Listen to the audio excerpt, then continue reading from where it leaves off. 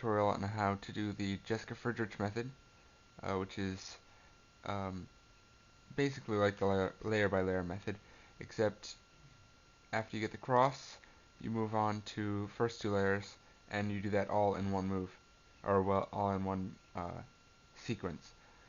The thing you want to do is you want to match up a corner and its corresponding edge, and then place it in its correct spot, so that you can do that 4 times, and then that will solve your cube.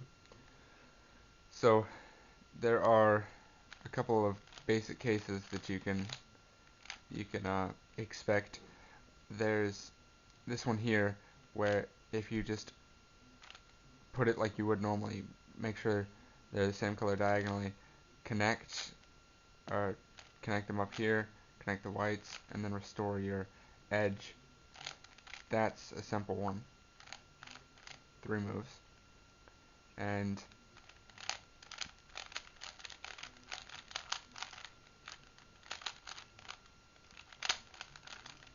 here's another one. Is the same thing, but it's mirrored to the left side and instead of on the right side. So you just bring that away, connect, restore your edge. Now, there are a couple of different types, like this one. Again, you just put it in there. And so let's do that again.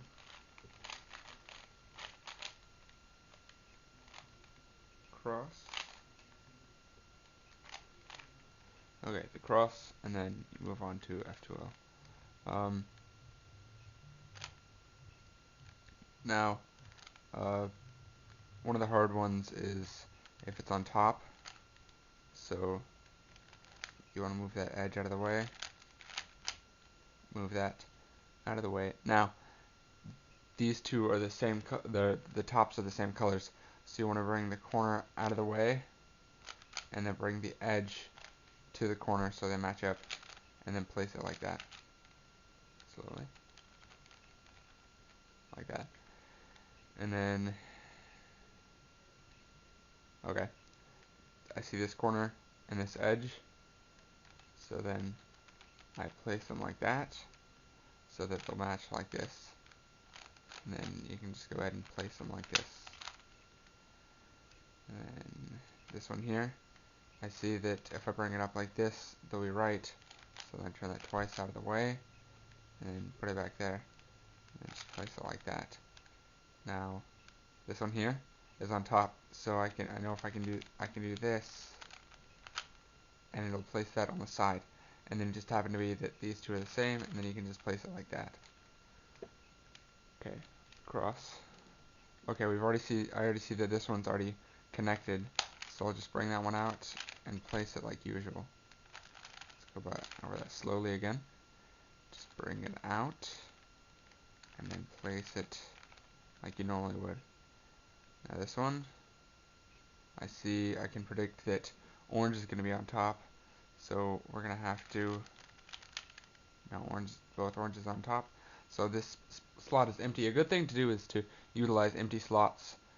And if you've got an empty slot here, you can just bring that edge to it and just place in that empty slot there.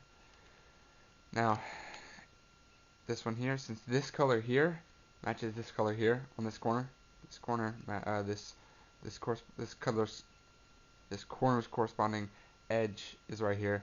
So if this color here on the top matches this color here, you can bring this down, turn this twice to match them up there, and then do that like that, and then just place it as usual. Now this one is already matched up. Place it like that. Okay, cross, and then this one and this one. So you can predict that. A good thing to do is to be able to predict things without actually having to move them to their place. So you can predict that the white is going to be here, the green is going to be here, and the orange is going to be here. So you want to place this one over here, so that since the white's here, it's going to move over here and connect. Now I'm doing this all in my head. That way you don't have to actually do the moves, and it's not just trial and error. You know what you're actually doing. So you place that there, connect so that you would place it there and it connects. Move that out of the way, and then place that there, and then just place it. Now I see this one and this one. Just connect, and then place it again. Now this one can connect there with that one, like that. And OLL and PLL. Now there are a couple of things to watch out for you've got when you're doing F2L, that instead of sometimes if you see that if your last slot is empty and you can you're predicting your next slot, instead of putting it in like this and getting the bar, let me put that back, put it in like this, and you'll already get your cross on top, and you can just get the top. So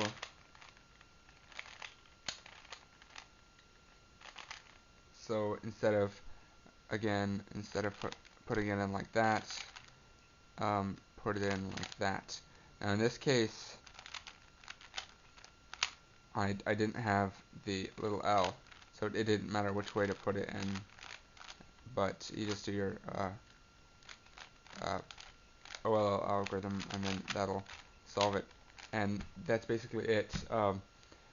Another good thing to practice on is doing the cross on the bottom instead of doing it on top, because that'll the reason is it's not because of the speed that you should do it in, but it's because you get a better sense of F2L. You can look ahead while you're placing the last piece of the corner, or sorry, the cross.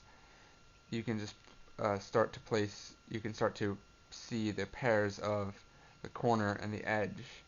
So instead of doing it on top and then having to flip it over, then you can just see the corner and the edge while you're placing the last one, and it's a lot faster. So if you can do that, there's not really any tips that I have on doing it on the bottom, but personally I'm trying to learn to do it on the bottom. But I've found that it's really difficult doing it on the bottom because you can't really see anything.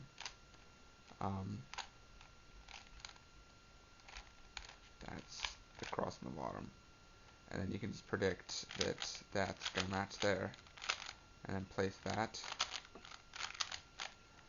there, that, and that. Again, if you don't have any, instead of placing it like this, place it, but go like that, and then you'll get your bar, so that you can just go do that instead of having to, because generally if you don't have any edges oriented in OLL, then it's going to take more moves. So, and also learn the 21 PLLs, and that will help. OLL will only save you about 4 seconds if you learn all of those, so I wouldn't recommend learning all of those. But that's it for F2L.